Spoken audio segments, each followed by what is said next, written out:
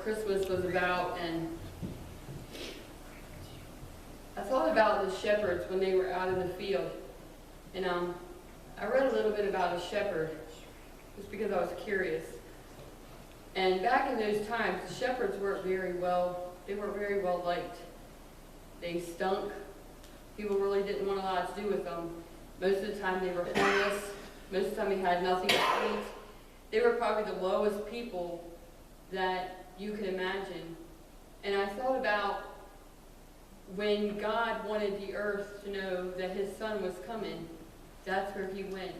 He sent the angels to those shepherds out in the field, away from, he didn't send them to the big crowd or the big city, or to the governors or to the kings. He sent them to the lowliest people out in the field watching sheep, which sheep are a dirty animal. And that's where God sent the angels to tell them that his son was coming to earth. His son was the greatest gift that we got, but yet he didn't make a big deal over it to the kings or to the high people. He went to the lowly people. And I thought about that. And when he chose Mary to have Jesus, he could have went and got somebody that was really well known. He could have went and got like a queen or somebody high up in there where Jesus would have been raised in royalty. But he went and got a lowly woman who I believe was probably a very humble person. And he went to her, and she accepted the job that God gave her to do, but he could have went to the best people in the world, but he didn't. He went to everything he did. He was born in a stable. Wasn't a hospital, wasn't a big deal. They had nothing. And like Katie said, the animals were there. It probably stunk. It was dirty.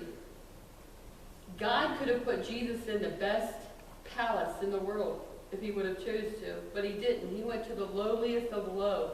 Everything he did was nothing really. He had nothing. He didn't get gifts. He didn't get anything. Nobody was there to comfort Mary or to be with Mary and hold her hand. And I got to thinking about that. God didn't come for something big or some great prize or some great amount of money or some king or queen. He came for the lowliest of lowly. And that excites me, that he came for me. I had nothing. When you're born into this world, you have nothing. Just your body. You're there. A lot of times there's babies born to parents who have very little to eat or very little money.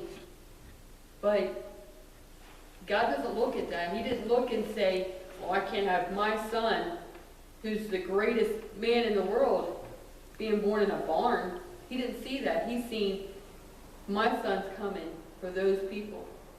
And everywhere in the Bible where you read about Jesus talking to people, where did he go? He went to the lowest of low. He didn't go to the big guys. He didn't go to money. Jesus could have had anything he wanted. He was like a human, just like we are. But he could have had money. He could have had fame. He could have had wealth. But he didn't. He chose to sleep. He said he had nowhere to lay his head. He had no home. He just walked around. He had no shoes. It's just amazing to me that he could have had it all, but he chose to come in a lowly form for us. And we can have it all, but we don't need it. Jesus didn't need it. We don't need it. All we need is this to give to God, and he'll provide the rest. And I just was thinking that today, and it kind of excited me to think that, it doesn't matter if we don't have money. It doesn't matter if we're not important. It doesn't matter if my name ain't up in lights. It doesn't matter if I can really sing, because God likes to hear it anyway. Because I think I sound horrible by myself, but God likes it. So that's all that matters.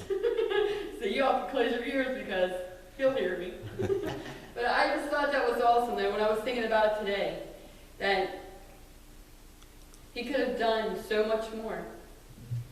But he knew exactly what it would take to have Jesus walk on this earth, and exactly what it would take for him to give his son to die on the cross.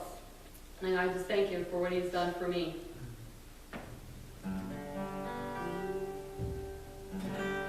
came to